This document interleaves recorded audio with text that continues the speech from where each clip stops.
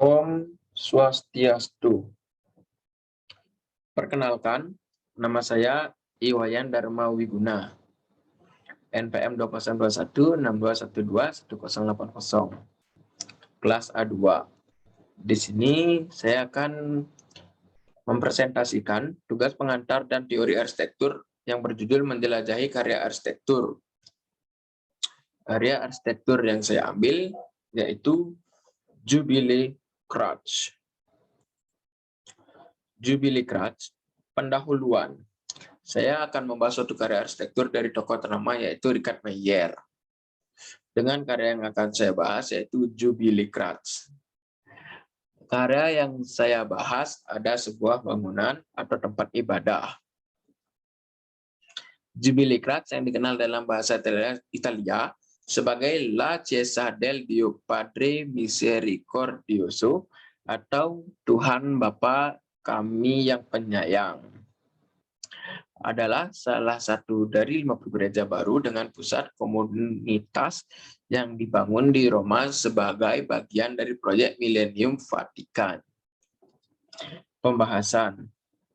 Gereja Jubilee Crouch atau Tuhan Bapa yang Maha Penyayang biasanya disebut Gereja Jubilee, dibangun di dekat Jalan Lingkar Tenggara Roma, di zona pinggiran Tor Trieste yang agak diserbu oleh zona industri dan blok apartemen modern yang tidak menarik.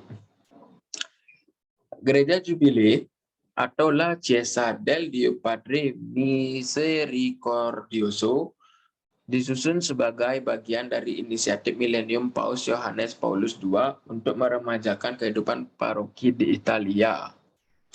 Terletak di luar Roma pusat.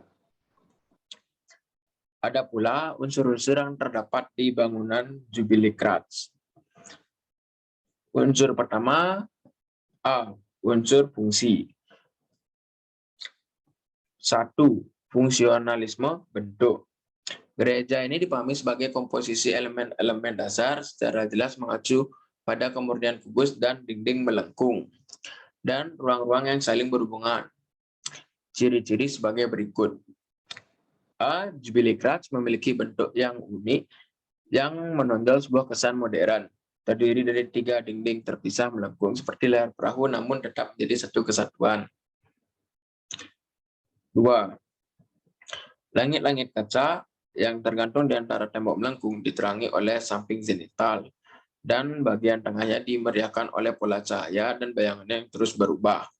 Cahaya disebarkan di atas volume bagian dalam gereja Yobel dan bervariasi menurut jam, cuaca, dan musim, memberikan karakter khusus pada aspek interior. Yang kedua, fungsionalisme konstruksi. Dalam fungsionalisme konstruksi, Jubilee Crouch sudah menggunakan semen TX Millennium. Semen berbahan titanium dioksida berfungsi untuk menjaga warna putihnya beton, dan semen berbahan titanium dioksida ini bisa menghancurkan polusi udara. Yang ketiga, fungsionalisme ekspresi. Meier mengungkapkan idenya dengan mengatakan di gereja Jubilee terdapat 3 cangkang beton mendefinisikan atmosfer yang menyelimuti di mana cahaya dari skylight di atas menciptakan pengalaman spesial yang bercahaya, dan sinar matahari berfungsi sebagai metafora mistis dari kehadiran Tuhan. Lampu buatan dengan lembut menerangi area tersebut di malam hari. Layar berdiri bebas yang melambangkan Tritunggal Maha Kudus dirancang untuk menahan panas, angin, dan gempa bumi. Dan dalam bangunan ini, Jubilee Crouch menggunakan skala heroik karena skala ini terlihat dari luar bangunan dan dalam bangunan menjadi lebih ukuran besar sebesarnya untuk membangkitkan kekaguman. Yang keempat, fungsionalisme geometris. Di bangunan Jubilee Crouch ini memiliki 2 bentuk geometris, simetri dari segi panjang dan asimetri dari segi lengkung. Perpaduan antara arsitektur konvensional yang didasarkan pada simetri dan arsitektur baru yang didasarkan pada asimetri. Yang kelima, fungsionalisme organis. Dasar unik Jubilee Crouch tak hanya enak dipandang mata, melainkan juga anti pemanasan global. Gereja ini didesain khusus menjaga temperatur di dalam gereja tetap stabil, sehingga tetap sejuk di musim panas dan hangat di musim dingin. Dindingnya juga dilapisi senyawa titanium dioksida yang dapat menyerap sinar ultraviolet, yang selanjutnya dapat menguraikan zat polutan di sekitarnya menjadi zat-zat yang tidak berbahaya. 6. Fungsionalisme ekonomis. Bangunan seluas 27.000 kaki persegi dari beton putih dan kaca yang terletak di daerah Tor Trieste 6 mil sebelah timur Roma, Gereja Jubilee menyediakan titik fokus baru bagi 8.000 komunitas. Dan proyek senilai 10 juta dolar ini diresmikan pada tahun 2003 dan merupakan gereja pertama arsitek Amerika Richard Meier. Ketujuh, fungsionalisme kultural meliputi penciptaan karya arsitektur dengan menempatkan manusia secara sentral. Bentuk berasal dari pola perilaku, kondisi sosial, budaya pemakai. Yang B, unsur ruang. Menurut Vicariato dari Roma, atau keuskupan uskup Roma, Paus, melakukan pekerjaan ini untuk menunjukkan dan peran dasar yang dimainkan arsitektur di ruang-ruang suci dan keagamaan. Jubilee Crutch, karya Richard Meier, yang secara jelas merujuk pada kemurnian kubus dan lengkungan, dan di antara ruang dan koneksi. Memiliki ciri khas yaitu 1.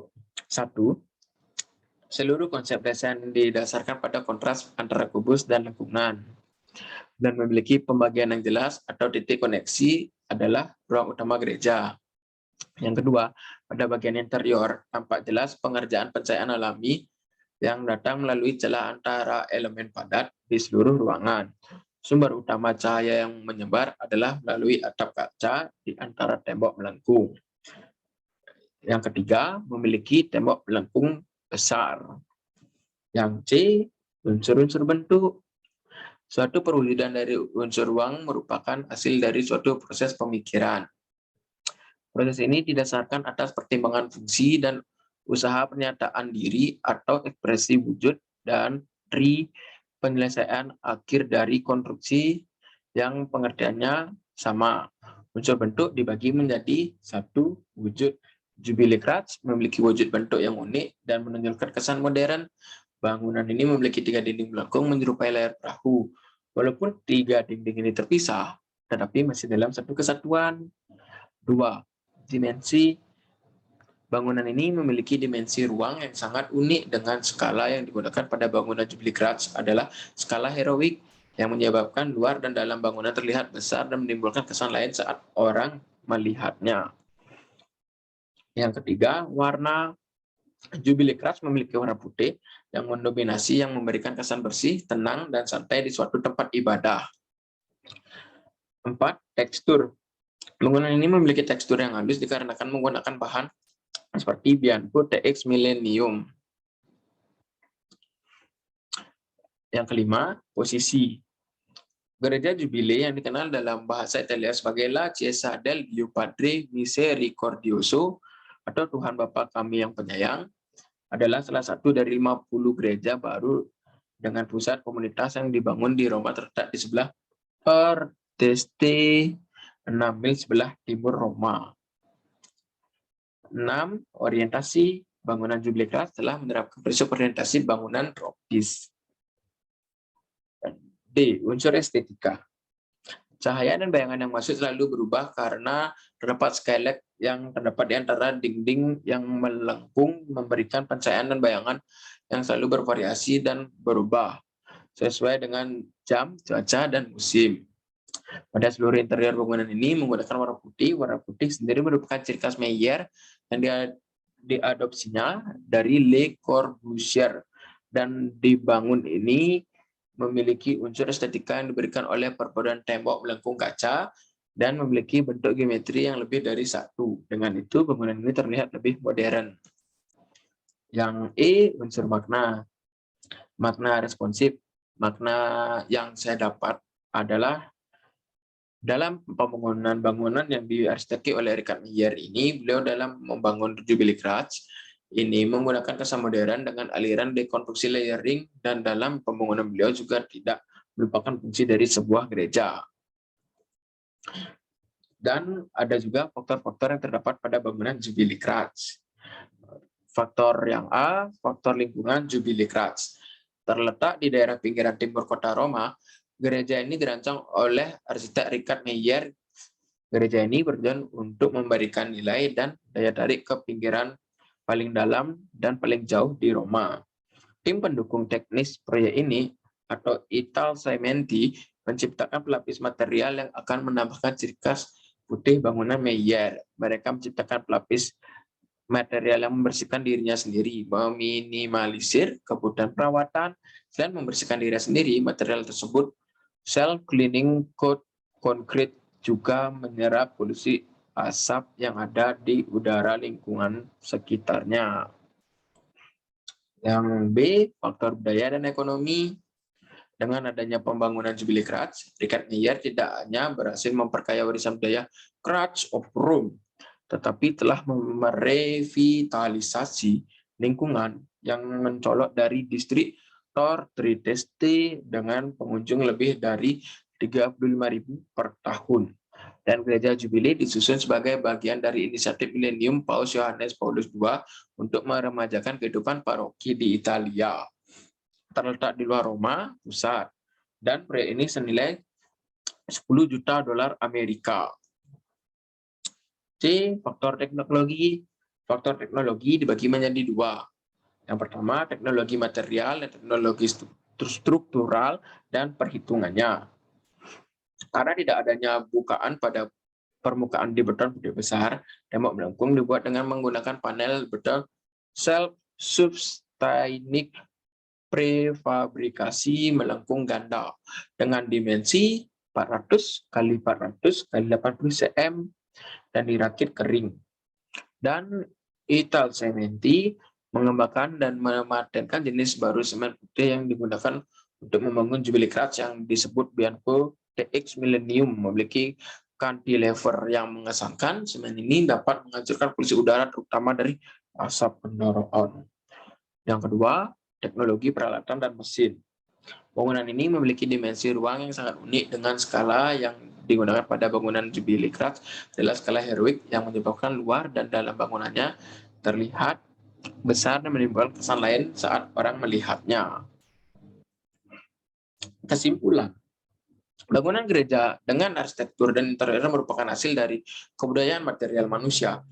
Di dalam bangunan gereja ini juga terkait unsur religi yang mencakup cara Richard Meyer membangun gereja tersebut. Beliau dalam membangun gereja ini tidak melupakan fungsi dari gereja tersebut, dan dalam pembangunan beliau mengisi apa yang seharusnya diisi di dalam gereja. Dari elemen-elemen arsitektur, sebagai kode penanda terlihat bahwa unsur kebudayaan religi yang tampak dari bangunan gereja mengalami pencampuran dengan budaya dan keadaan manusia di daerah setempat. Ini adalah daftar pusaka di mana tempat saya mencari materi. Sekian presentasi dari saya. Jika saya dalam presentasi ini ada salah menyampaikan kata-kata atau salah menyampaikan materi, saya mohon maaf sebesar-besarnya, dan saya akhiri dengan Parama Santi. Om Santi Santi Santi Om.